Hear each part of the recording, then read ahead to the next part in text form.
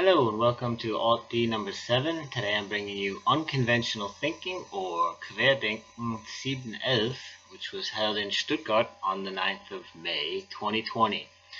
This weekend, demonstrations against the German government's crisis management measures broke out all across Germany, in large part thanks to what's been developing in Berlin and Stuttgart over the last weeks.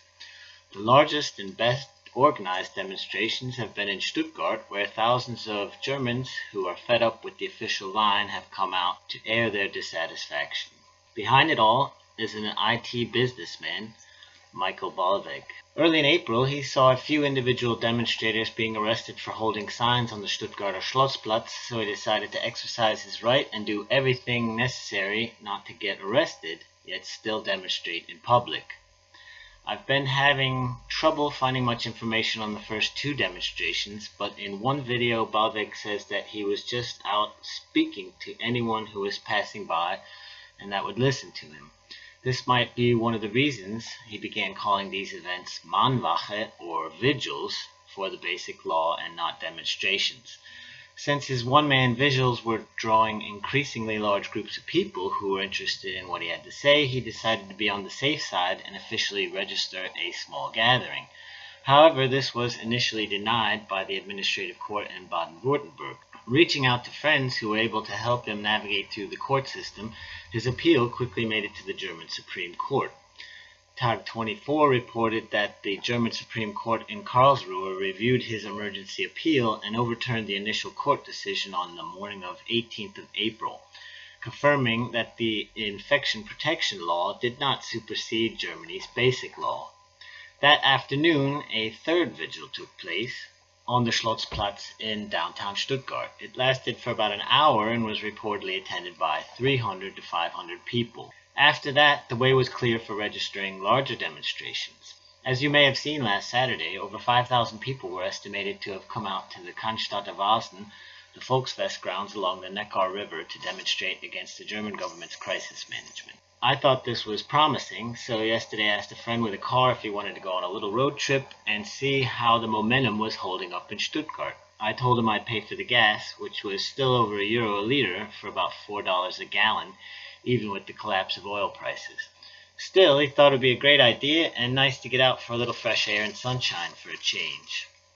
We arrived as things were getting going and found a spot up on the bicycle path along the Neckar where we could get an overview of the grounds. Here you can see a police boat cruising down the Neckar behind us. And the first thing that Michael Ballweg did was to praise the police and their service, and that the demonstrators should work together with them to avoid any dangers that might arise from agent provocateurs trying to discredit the movement. There was a decent police presence, but much less than is usual at beer festivals and soccer matches.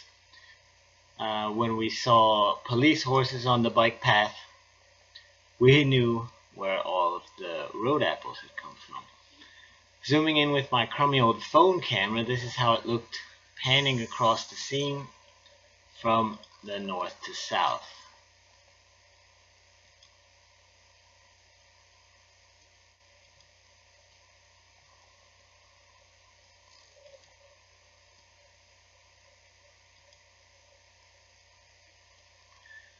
After that, we went down and enjoyed the energy from the crowd.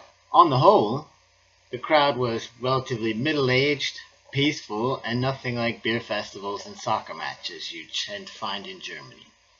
Ken Jebsen came down from Berlin and made a surprise appearance. He spoke briefly and not from up on the stage, but down on the ground. Although nobody could see him, he explained, the times are over when you, the citizens, need to let yourselves be lectured from up on high. Now is the time we can talk to one another on the same level. And taking a page from Dr. Bodo Schiffmann's book, he said, we have to learn to really listen to one another and without concentrating on our own counter-arguments while the other is speaking. After everyone started to leave the Cannstatter Wasen, my friend had found Dr. Schiffmann, so I went over and asked him a question. I'll close with his personal message to you, and in the description I'll include the links to the articles and the videos. Do you have anything you'd like to say to the English-speaking audience out there? People who are following this from America and England and South Africa and Australia, do you have anything you'd like to say to people in English? Yes, I would like to say something in English, for sure.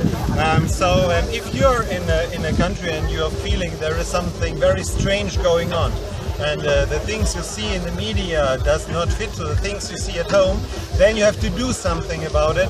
So go ahead, take your camera, make a video, put it up to YouTube, and always take care, be objective, get the results.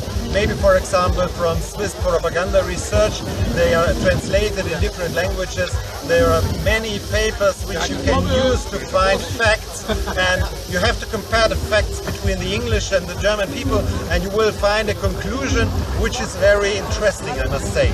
So go ahead, do the same what we do, and tell your friends, tell your family, tell your parents.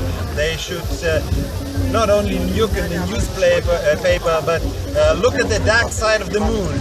Thank you very much. Yeah. Thank you.